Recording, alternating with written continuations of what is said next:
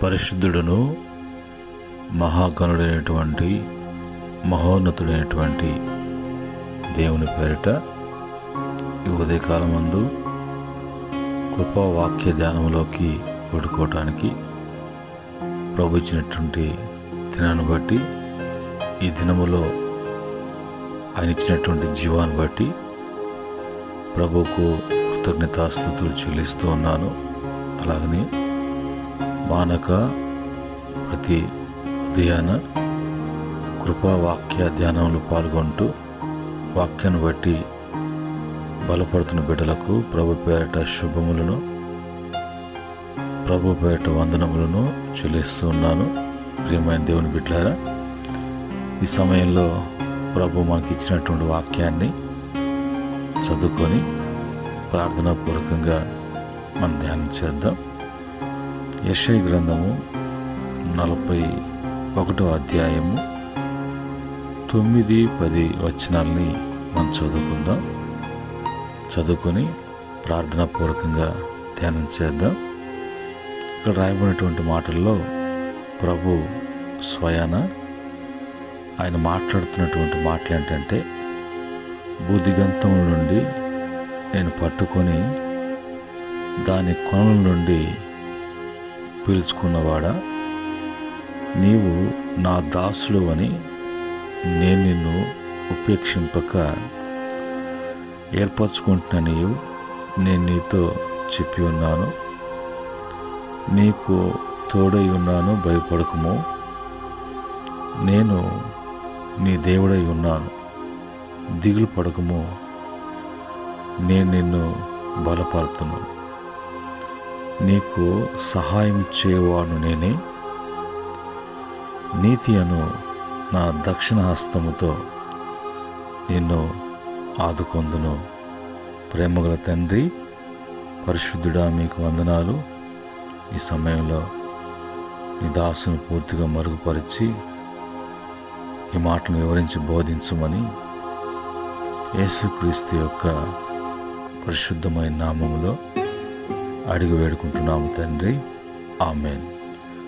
ప్రియమైన దేవుని బిడ్డలారా, దేవుడు ఆయన తన యొక్క భక్తులను, తన సేవకులను, తన దాసులను ఎలాగా ఆయన జాగ్రత్త పరుస్తాడో, ఎలాగా ధైర్యపరుస్తాడో, ఏ విధంగా ఏర్పాటు చేసుకుంటాడో, ఎలాగ ఏర్పాటు చేసుకుంటాడో, ఎందు నిమిత్తమై ఏర్పాటు చేసుకుంటాడో, చేసుకున్నటువంటి వారికి ఎలాంటి భద్రత, జాగ్రత్త, రక్షణ ఎలాగ కలుగుతుందో ఆయన తన భక్తుల జీవితాలలో చేసేటువంటి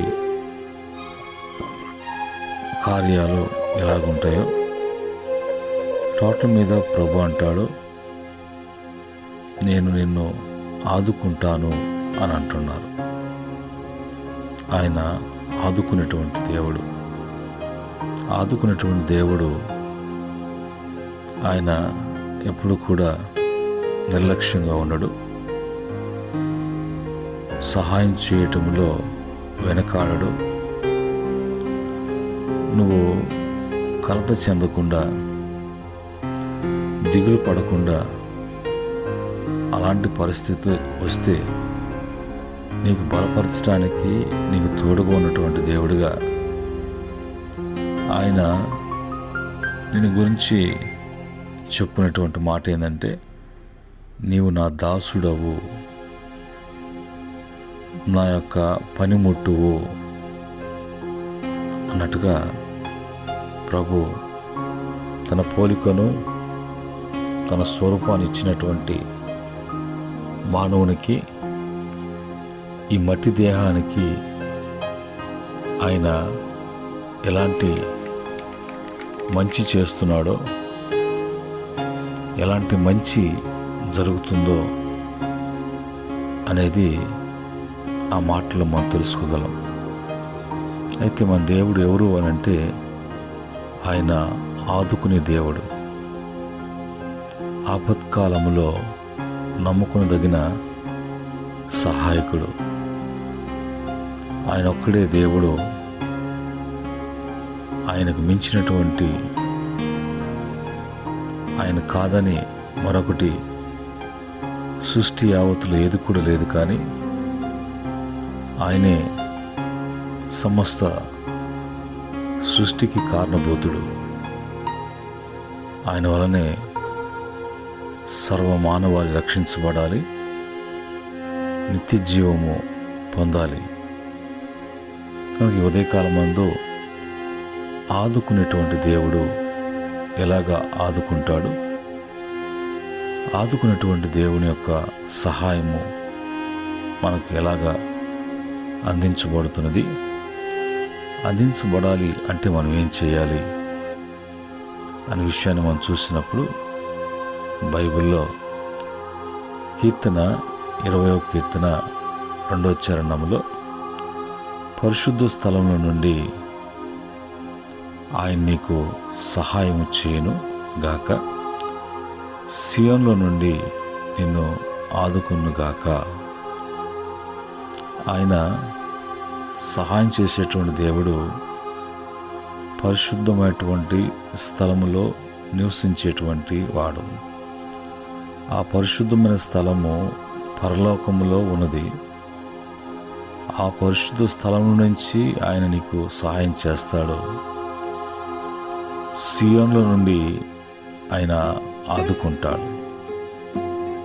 కనుక ఆయన పరిశుద్ధుడు కనుక మనము కూడా పరిశుద్ధులై ఉండాలి. మనం నివసిస్తున్న మరి నివాసము కూడా, మన దేహము కూడా పరిశుద్ధంగా ఉండాలని ప్రభు ఎప్పుడు కూడా కోరుకుంటూ ఉంటారు. కనుక ఆయన సహాయము ఎంత గొప్ప సహాయమో, ఆయన అడిగేటువంటి వారిని, ఆయన కోరుకుంటున్నటువంటి వారిని ఆయన వల్ల మేము మేలు పొందాలి అని ఆశించిన ప్రతి బిడ్డకు కూడా మానక కాదనక తన గుప్పిలి విప్పి ఆయన తృప్తిపరిచేటువంటి దేవుడు. కనుక నివసిస్తున్న ప్రతి జీవి కూడా ఆయన వలనే జీవించాలి, కానీ ఆయన లేకుండా జీవించలేరు. కనుక మొదటిగా ఆయన సహాయము, ఆయన ఒక మరి కాపుదల అనేది అది పరలోకం నుంచి భూమికి ఆ సహాయం మనకు అందాలంటే ఎఫెసీ పత్రిక 1:3 ప్రకారంగా యేసుక్రీస్తు ద్వారా తండ్రి అయిన దేవుడు స్తుతింపబడునుగాక. పరసంబంధమైన ఆత్మ సంబంధమైన ప్రతి ఒక్క ఆశీర్వాదము యేసుక్రీస్తు ద్వారా మనకు అందించబడుతున్నది. రెండో మాటకు వచ్చినప్పుడు కీర్తన 55వ కీర్తన 12వ చరణములో నీ భారము యెహోవా మీద మోపము, ఆయనే నిన్ను ఆదుకొనును. నీతిమంతులను ఆయన ఎన్నడూను కదలనీయడు. ఎవరు కదలకుండా ఉంటారు అంటే నీతిమంతులు. ఏ నీతిమంతులు అని అంటే ఆయన రక్తం చేత కడగబడి తమ పాపాలు క్షమించబడినటువంటి వారుగా తమ జీవితాల లోకం నుంచి ప్రత్యేకించుకొని ప్రభుకి అప్పగించుకున్నటువంటి వారుగా దేవుడు పెట్టినటువంటి బాప్తిసము, ఆత్మాభిషేకము, లోకం నుంచి ప్రత్యేకించబడి తను తగ్గించుకొని ప్రభుని హెచ్చిస్తూ దేవుడిచ్చినటువంటి వాక్య ప్రకారంగా జీవించేటువంటి వాడు నీతిమంతుడు. ఈ నీతిమంతుడు ఎప్పుడు కూడా సొంత ప్రయత్నాలు, సొంత ఆలోచనలు, మనుషుల యొక్క ప్రోత్సాహము అనేది కాకుండా ఏది వచ్చినా అది ప్రభు ఎదుగు తీసుకుని వచ్చి ప్రభు వలన, ప్రభు ద్వారా దానికి పరిష్కారం ఆలోచన చేసేవాడు. ఎందుకంటే ఆయన శక్తిమంతుడు, ఆయన ఆదుకునే దేవుడు, సహాయం చేసేటువంటి దేవుడు. ఆయన తన నీతిమంతులకు ఆయన సహాయం చేస్తున్నప్పుడు, తన నీతిమంతుల్ని ఆయన ప్రతి విషయంలో కాపాడుతూ ఆదుకుంటూ ఉన్నప్పుడు వారు ఎన్నడూ కూడా కదిలించబడరు. అలాంటి వారిని ఏమైనా చేయాలన్నా కూడా అది సాధ్యపడదు. ఆ తర్వాత మరి 3వ మాటకు వస్తే, కీర్తన 18వ కీర్తన 35వ చరణంలో, నీ రక్షణ కేడెమును నీవు నాకు అందించుచున్నావు, నీ కుడి చేయి నన్ను ఆదుకొనెను, నీ సాత్వికము నన్ను గొప్ప చేసెను అని అంటాడు. దేవుని యొక్క రక్షణ కేడము అని అంటే మరి అది కంప్లీట్గా ఒక మనిషిని యుద్ధానికి వెళ్ళినప్పుడు శత్రువు కనిపించకుండా శత్రువు మీద దాడి చేయటానికి శత్రువుకి ఇతను కనిపించడు, ఇతనికి శత్రువు కనిపిస్తాడు. వాడు దాడి చేయాలా అన్నప్పుడు ఆ దాడి నుంచి కాపాడపడేటువంటి కేడము, ఆ దాడి నుంచి రక్షించుకోవటానికి వాడుతున్నటువంటి కేడము, తిరిగి శత్రువుని వాడితో యుద్ధం చేయటానికి తగినటువంటి అనుకూలత ఈ కేడము. ఈ కేడమే నాకు రక్షణ కేడము కనుక నాకు రక్షణ కల్పించేటువంటి కేడము ఆయన నాకు అందిస్తూ ఉన్నాడు. నీ యొక్క చెయ్యి నన్ను ఆదుకుంటూ ఉన్నది. ఆయన కుడి చెయ్యి, ఆయన యొక్క దక్షిణ హస్తము ఎప్పుడు కూడా నరుల పట్ల సాహస కార్యం చేసేదిగా ఉంటుంది, కానీ మరి వెనతీసేటువంటి హస్తంగా ఉండదు. కనుక ఈరోజు నాకంటూ ఒక గొప్పతనము, విలువ ఉందంటే నీ సాత్వికాన్ని బట్టి అని అంటాడు. ఏంది సాత్వికం అంటే? శుద్ధ మనసు కల స్వభావము, శాంతియుతమైన వినయముతో కూడిన గుణము, మంచితనము, నెమ్మది అనేది ఈ సాత్వికంలో ఉన్నటువంటి అర్థములు. కావున ఇప్పుడు ఆయన శుద్ధమైన మనసు కలిగినటువంటి స్వభావంతో, లేదంటే మంచితనముతో నన్ను గొప్ప చేస్తున్నాడు. కనుక నీ సాత్వికం నన్ను గొప్ప చేస్తున్నట్టు నీ మంచితనం నన్ను గొప్ప చేస్తుంది. నీ సాత్వికమైనటువంటి ఆ యొక్క స్వభావము ఎలాంటిదంటే శుద్ధమైనటువంటిది, శుద్ధమైన మనసు గల స్వభావము. ఆ స్వభావంతో నాకు సహాయం చేస్తున్నావు కాబట్టి, ఆదుకుంటున్నావు కాబట్టి, నేను గొప్పవాడు కావటానికి, నేను బాగుపడటానికి తగినటువంటి అనుకూలత నీ వల్ల నాకు కలుగుతుంది. కనుక ఆయన నన్ను ఆదుకునే దేవుడు అని భక్తుల నోట పలుకుబడుతున్నటువంటి మాటలు. తర్వాత మరి బైబిల్లో ఉన్నటువంటి మాట ప్రకారంగా ఏమని రాయబడి ఉందంటే, యెషయా గ్రంథం 49వ అధ్యాయం 8వ వచనంలో ఇదే మాట 2 కొరింథీ పత్రిక 6:2లో, అనుకూల సమయమందు నేను నీ మొర ఆలకించి మీకు ఉత్తరమిచ్చి తిని రక్షణ దినమ నిన్ను ఆదుకుంటుని అంటాడు. మనకు దేవుడు ప్రతిదానికి కూడా ఒక సమయము, దానికి కూడా ఒక అనుకూలత, ఆ అనుకూలమైనటువంటి సమయం, ఆయన ఏర్పాటు చేసినటువంటి సమయం మన జీవితాల్లో జరగవలసినటువంటి సమయం మనకి ప్రభు ఉంచారు. ఆ సమయంలో కావలసినటువంటి సహాయం కానీ, ఆ సమయంలో ఆయన మనకు ఏ విధమైనటువంటి రక్షణ కావాలో, ఆ రక్షణలో మనల్ని ఏ విధంగా స్థిరపరచాలో,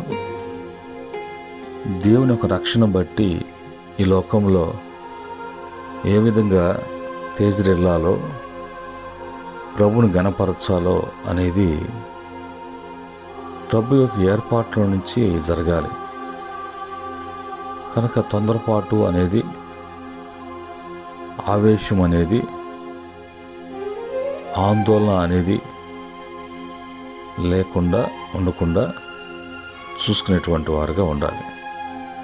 ఈ విధంగా ఆయన ఆదుకునే దేవుడు. ఆ విధంగా భక్తి జీవితంలో ఎవరిని దేవుడు ఆదుకున్నాడు అంటే, అబ్రహాం జీవితంలో దేవుడు ఆదుకున్నాడు. ఇస్సాకుని ప్రభు ఆదుకున్నాడు. ఉన్నటువంటి అక్కడ పరిస్థితుల ప్రభావాన్ని బట్టి. అలాగనే యాకోబును, యేసేపును, యోబును, దావీదును, అలాగనే ఇశ్రాయేలు ప్రజలను, అలాగే బైబిల్లో ఉన్నటువంటి వారందరూ కూడా ఆయన దాసులుగా, ఆయన భక్తులుగా, ఆయన విశ్వాసులుగా ఉన్నప్పుడు వారిని ఏ విధంగా ఏ విధంగా వాళ్ళని ఆదుకుంటున్నాడో, ఏ విధంగా ఆయన సహాయం చేస్తున్నాడో, ఏ విధంగా వారి జీవితాల్లో దేవుని కార్యాలు జరుగుతున్నాయో, అలా చేయటానికి ప్రభు ఎలాగా తోడుగా ఉంటున్నాడు, తోడ్పడుతున్నాడు, ఎలాంటి సహాయము, ఎలాగ బలపరుస్తున్నాడో, ఆయన ఎలాగ ధైర్యపరుస్తున్నాడో అనేది ఈ వాక్యం నుంచి మనకు తెలియచేయబడుతున్నటువంటి మాటలు. ఇందును బట్టి మన జీవితాల్లో ఏ విషయంలో కూడా భయపడటానికి కానీ, దిగులు పడటం కానీ, కృంగిపోవటం అని కాకుండా, ప్రభు నా మహిమ కొరకు, ప్రభు బిడ్డలంగా ఎప్పుడు కూడా మనం అంతకంతకి వదిలేటువంటి స్థితిలో ప్రభు పెట్టాడు. కానీ త్రొట్టిలేటువంటి మార్గంలో కానీ, కుడికి ఎడమకి తిరిగి పాడు చేసుకున్నటువంటి జీవితాలుగా కాకుండా, ప్రభు మనల్ని ఆశీర్వాదకరమైన, దీవెనకరమైనటువంటి స్థితిలోనే ప్రభు పెట్టాడు. కనుక ఇటు స్థితి, ఇలా ఆదుకునే దేవుడు ఆయన్ని ఆశ్రయించిన ప్రతి బిడ్డకు కూడా ఆయన సహాయం చేసే దేవుడిగా, ఉదయకాలం ఈ మాటలు వింటున్న ప్రతి బిడ్డకు కూడా ఉపయోగకరంగా, ఆశీర్వాదకరంగా, దీవెనకరంగా ప్రభు ఉంచునుగాక. ఆమేన్. పరిశుద్ధుడైనటువంటి మా తండ్రి, కృపగలిగినటువంటి మా దేవ, కృపాసత్య సంపూర్ణుగా ఈ లోకానికి వచ్చి మానవుల యొక్క పాపానికి ప్రాయశ్చిత్తంగా, బలిగా, అర్పణగా అర్పించుకొని తండ్రి చిత్త నెరవేర్పును ప్రభా నెరవేర్చి ప్రతి ఒక్క బిడ్డ నీ నామములో వర్ధిల్లటానికి మీరు చేసినటువంటి గొప్ప కార్యాన్ని బట్టి స్తుతిస్తున్నాం. ఉదయకాలం మందు ఈ మాటలు వింటున్న ప్రతి బిడ్డను, కుటుంబాన్ని దీవించి వారు కూడా నాయన మేలు పొందినట్టుగా కృప దయచేయమని యేసుక్రీస్తు నామములో అడిగి వేడుకుంటున్నాం తండ్రి. ఆమేన్. పరమ తండ్రి దేవుని ప్రేమ, కుమారుని కృప, పరిశుద్ధాత్మ యొక్క అన్యోన్య సహవాసం మాటలు వింటున్న బిడ్డలకును, సకల పరిశుద్ధులకును, ఆయన దాసులకును సదా తోడే నడిపించునుగాక. ఆమేన్. దేవుడు మిమ్ములను మీ కుటుంబాలను దీవించి ఆశీర్వదించి వదిలింపచేయునుగాక. ఆమేన్.